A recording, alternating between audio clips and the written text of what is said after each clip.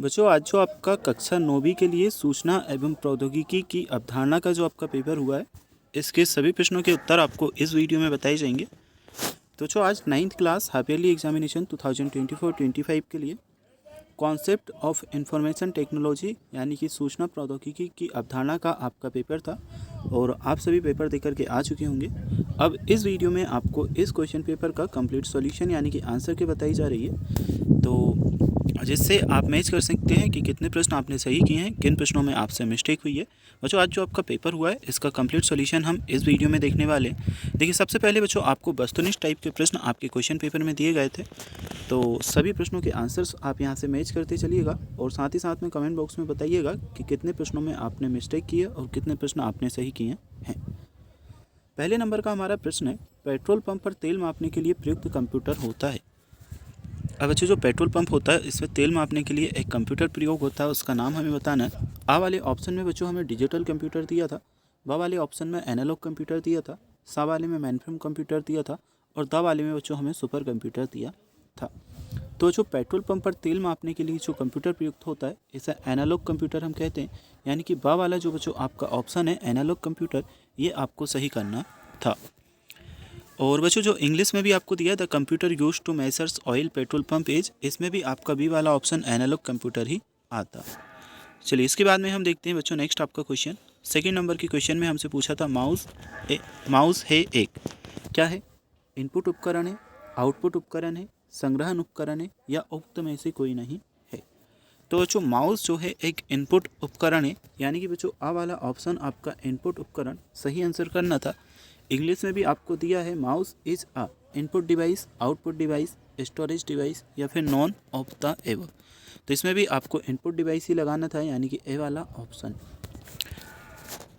अब बच्चों जो आपका तीसरे नंबर का प्रश्न था इसमें आपको कहा गया था एक छोटे क्षेत्र में फैले हुए नेटवर्क को क्या कहते हैं। ऑप्शन में हमें LAN, MAN, WAN, उक्त में से कोई नहीं दिया था। तो एक छोटे क्षेत्र में जो नेटवर्क फैला होता है बच्चों, पहले तो आप LAN का फुल फॉर्म समझिए, इसे हम कहते हैं लोकल एरिया नेटवर्क। लोकल यानी कि एक छोटा सा जो एरिया होता है उसका लोकल एरिया नेटवर्क, ठीक है। तो इसमें छोटे क्षेत्र में फैले हुए नेटवर्क को क्या कहते हैं? LAN कहते हैं, यानी कि लोकल एरिया नेटवर्क। तो जो ए वाला ऑप्शन आपका क्या सही आंसर इसमें तीसरे नंबर का था। इसके बाद में बच्चों हम देखते हैं आपके चौथे नंबर का प्रश्न, विंडोज़ में किसी फाइल को डिलीट करने के लिए वह फाइल कहाँ जाती है। देखिए बच्चों सिंपली अगर हम फ़ोन में भी या विंडोज़ मतलब होता है कंप्यूटर, है ना, उसमें अगर किसी फाइल को हम डिलीट करते हैं तो इसके बाद में वह कहाँ जाती है? तो इसके बाद में भी बच्चों भाई रिसाइकल बिन में जाती है।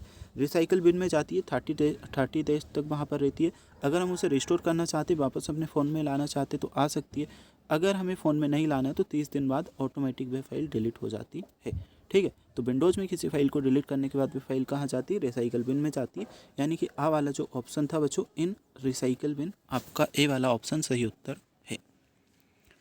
चौथे नंबर के प्रश्न के बाद में बच्चों फिर हमें जो प्रश्न दिए थे इसमें हमें रिक्त स्थान दिए गए थे। अब देखिए इसमें बच्चों पहले से गलत लिखा है, इसे कट कर देते हैं। बिट के समूह को निबल कहते हैं। तो इसमें पूछा है कितने बिट के समूह को निबल कहते हैं। तो बच्चों 4 बिट के समूह को क्या कहते हैं? निबल कहते हैं। इसमें आपको सिंपल से 4 लिखना था, ठीक है। तो 5वें नंबर के प्रश्न में तो बच्चों आपका 4 आना था, 4। इसके बाद में कीबोर्ड की सबसे लंबी कुंजी है। कीबोर्ड, अब बच्चों नॉर्मली अगर आप फ़ोन भी यूज़ करते हो तो इसमें सबसे बड़ी जो बटन आपको दिखाई देती है वह होती है हमारी स्पेस की, जिससे हम एक वर्ड लिखने के बाद में जब स्पेस हम देते हैं तो वे वाली कुंजी हमारी जो बटन होती है क्या सबसे बड़ी होती है। और कीबोर्ड में भी स्पेस बार की जो कुंजी होती है सबसे बड़ी होती है, यानी कि सेकंड नंबर के क्वेश्चन में आपका स्पेस बार आना था। सबसे तीव्र संचरण का माध्यम है। तो सबसे तीव्र संचरण का माध्यम में आपको ऑप्टिकल फाइबर करना था। ऑप्टिकल फाइबर बच्चों इस प्रश्न के लिए आपका क्या सही उत्तर है। क्वेश्चन नंबर 8 बच्चों हम देखते हैं, तो ये भी हमारा रिक्त स्थान ही है। और बच्चों इस वाले में प्रश्न में हमसे क्या पूछा गया है? माउस के दोनों बाएं एवं दाएं बटनों के बीच में होता है।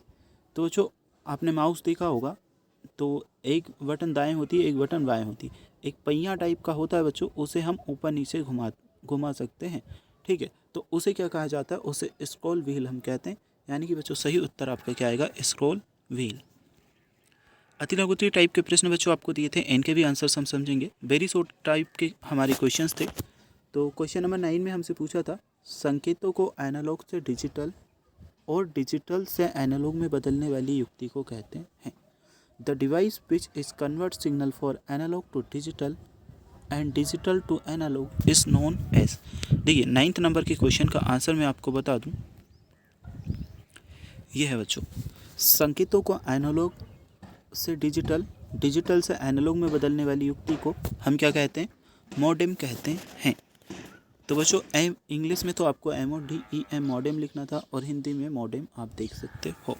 ठीक है, तो इंग्लिश हिंदी दोनों में मैंने यहाँ पर आंसर लिख दिया। सिंपल से बच्चों एक वर्ड आपको याद रखना था कि मॉडेम कहते हैं, यही क्वेश्चन नंबर 9 का आंसर था।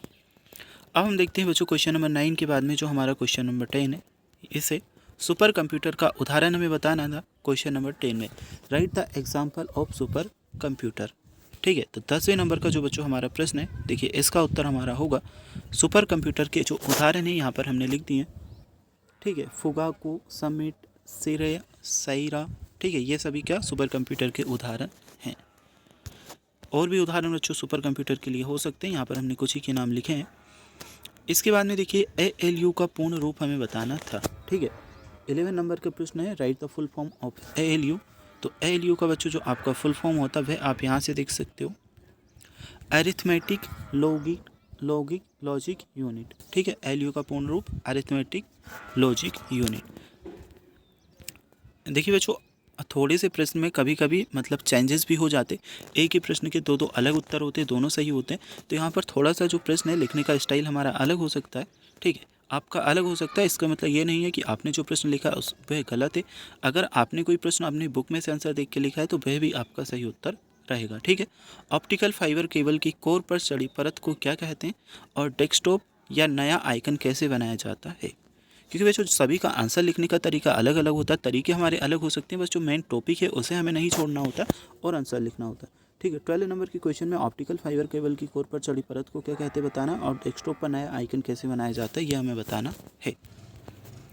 तो जो हमारा 12 और 13 नंबर का क्वेश्चन है, ऑप्टिकल फाइबर केबल की कोर पर चढ़ी परत को क्लैडिंग कहते हैं। ठीक है, क्या कहते हैं, क्लैडिंग। तो बच्चों क्लैडिंग हमारा आंसर। और जो हमारा नेक्स्ट क्वेश्चन था डेस्कटॉप पर नया आइकन बनाने के लिए, तो राइट क्लिक करना होता है, न्यू विकल्प चुनना होता है, शॉर्टकट पर क्लिक करना होता है, फिर राइट क्लिक करना होता है, फिर न्यू चुनना होता है और click shortcut and fill the details. ठीक है, 13वें नंबर के प्रश्न के बाद में बच्चों हम सभी प्रश्न देख लेते हैं, फिर मैं आपको इनके आंसर्स भी बता दूंगा एक साथ में। तो वाईफाई का पूरा नाम हमें बताना था क्वेश्चन नंबर 14 में। क्वेश्चन नंबर 15 में बच्चों विंडोज़ में किसी प्रोग्राम को किस प्रकार से चालू किया जाता है बताना था। जो हमारा क्वेश्चन नंबर 16 है, इसमें हमें MAN का पूर्ण रूप क्या है यह बताना था। तो बच्चों यहाँ पर हमारे आ जाते, देखिए वाईफाई का पूरा नाम वायरलेस फिडेलिटी है। विंडोज़ में किसी प्रोग्राम को चालू करने के लिए स्टार्ट मेन्यू करना होता है, प्रोग्राम पर क्लिक करना होता है, सर्च बॉक्स में इंटर टाइप करना होता है, फिर open the start menu, click the program और type the name of the search bar for press enter. ठीक है, 16वें नंबर के प्रश्न में मेट्रोपॉलिटन एरिया नेटवर्क आपका आना था। तो अब हम देखते हैं आपके जो लॉन्ग टाइप के क्वेश्चंस थे।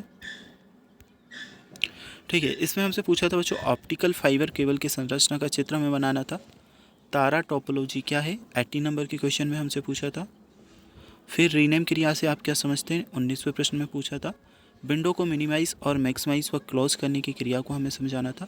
How a window can be maximise, minimise और क्लोज्ड, एक्सप्लेन। ठीक है, एक्सप्लेन GUI को समझाना था। कॉपी एवं पेस्ट क्रिया को समझाना था, explain copy and paste operations. तो इनके आंसर्स बच्चों हम देखते हैं। ये हमारे ऑप्टिकल फाइबर केबल की संरचना का चित्र हमें बनाना है, तो बच्चों चित्र तो आप बना लीजिएगा। तारा टोपोलॉजी, इसमें सभी कंप्यूटर एक केंद्रीय डिवाइस या हब से जुड़े होते हैं, इसमें डेटा आदान प्रदान केंद्र के माध्यम से होता है। ठीक है, फिर रीनेम क्रिया से तात्पर्य किसी फाइल या फोल्डर के नाम को बदलने से है। और विंडो को मिनिमाइज, मैक्सिमाइज व क्लोज करना, तो मिनिमाइज, मैक्सिमाइज, क्लोज वाला आंसर तो बच्चों देखिए यहाँ पर थोड़ा सा अलग आंसर दिया गया है, आपका अलग आंसर हो सकता है, क्योंकि मिनिमाइज़ का मतलब होता है कि किसी मान लीजिए कोई टैब हमने ओपन कर रखी है, उसे मिनिमाइज़ करके हम एक साइड कर देते हैं। और मैक्स और मिनिमाइज़ का मतलब होता है कि टेप बैकग्राउंड में रन करेगी लेकिन हम उसे मेन उससे हटा देते हैं। क्लोज का मतलब है कि किसी टेप को अगर हमने ओपन कर रखा है तो पूरी तरह से हम उस टेप को हटा देते हैं। ठीक है, यह एक देखिए GUI का मतलब है यह एक इंटरफेस है जिसमें उपयोगकर्ता ग्राफिकल तत्व उपयोग कर सिस्टम इंटरेक्ट करता है। कट कॉपी पेस्ट को हम समझते हैं। तो कॉपी पेस्ट का मतलब मान लीजिए बच्चों ये टेक्स्ट है, अगर मुझे इन्हें कॉपी करना है तो मैं इस पर थोड़ी देर दबा के रखूँगा, कॉपी का ऑप्शन आएगा, टेक्स्ट कॉपी हो जाएंगे। उन्हें कहीं भी पेस्ट करना चाहता हूँ तो पेस्ट कर सकता हूँ, ये पेस्ट का मतलब होता है। ठीक है, तो कॉपी का मतलब चयनित डाटा को डुप्लीकेट करना, यानी कि हम किसी भी डाटा जैसे वर्ड पर टेप करके और उससे कॉपी करते हैं तो इसे कॉपी कहा जाता है, फिर थोड़ी देर दबा करके उसे पेस्ट करते हैं तो उसे पेस्ट करना कहा जाता है।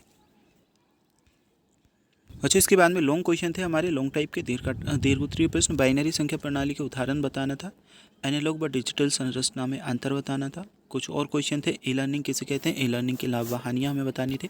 तो जो यहाँ पर मैंने बहुत छोटे छोटे आंसर बताए हैं, बाकी इनके आंसर्स जो हैं विस्तृत भी हो सकते हैं, बड़े भी हो सकते हैं। यहाँ पर बस मैंने आपको थोड़ा सा शॉर्ट में समझाने के लिए आंसर्स बताए हैं। बाइनरी संख्या प्रणाली में केवल 2 अंक होते हैं, 0 1 का उपयोग करती है, प्रत्येक स्थान में 2 की घात के रूप में होता है। ठीक है, एनालॉग डिजिटल संरचना में अंतर, तो एनालॉग संचार संकेत निरंतर होते हैं, उदाहरण रेडियो। डिजिटल संचार संकेत असतत होते हैं, उदाहरण इंटरनेट। तो जो ये है आपके क्वेश्चन पेपर और इसका सॉल्यूशन।